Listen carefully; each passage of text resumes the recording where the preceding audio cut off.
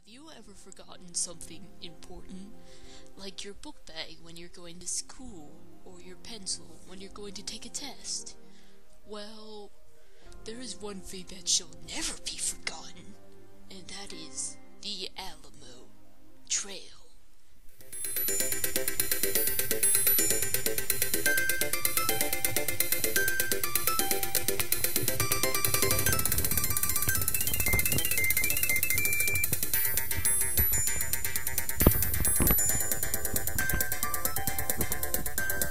Now, the story of the Alamo all began with the French Revolution.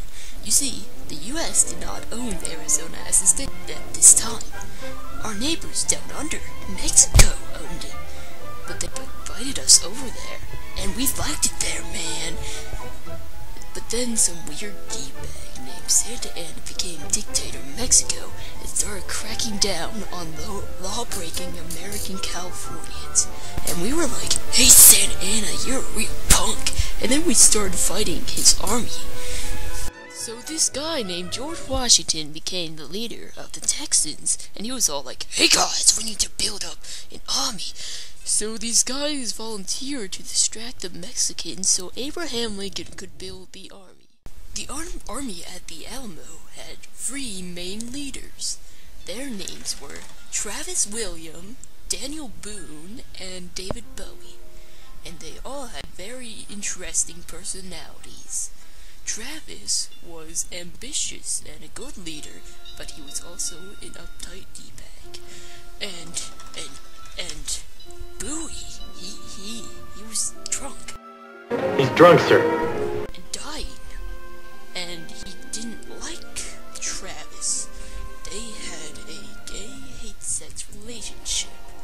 And Davy Crockett, he had to come in between those 2 people, like in the novel Homestuck by Edgar Allan Poe. And he wore bearskin caps. Yeah.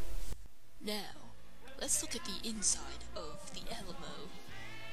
As you can see, it is very old and crumbly. Even when they were in the Alamo, it was very, very old. Because the Spanish were there 100 years ago on a mission. What kind of mission was this? I do not know. Maybe it was a search for the gold of Mexico. So basically, they were already doomed from the start. Yeah. After they set up the mini army at the Alamo, they hung out there for around 111 years. In fact, they're still here today. Here in 1992. Can you believe it, kids? Someone cut the flesh from the arms and legs of Patrick Dolan. They roasted the meat and ate it, averting their faces from each other and weeping. Only the 2 Indians, Louis and Salvador, refused to eat. The hideous food revived them. The 10 surviving members of the Forlorn Hope butchered what remained of their 4 dead friends, wrapped and carefully labeled the pieces so that no one had to eat their kin, and staggered on through the wilderness, cursing Lansford Hastings. But after day 1, Jim Bowie ate a bad mango, and he got sick, so he had to lie in bed for the next 12 days. Santa Anna came there day 92, but he just kind of stood around and then, left, because I guess he didn't feel like fighting. So, now that I think about it, nothing really did happen at the Alamo.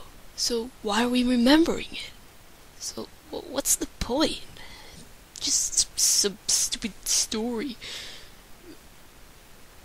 I can't believe I spent $2 million trying to make a movie about this.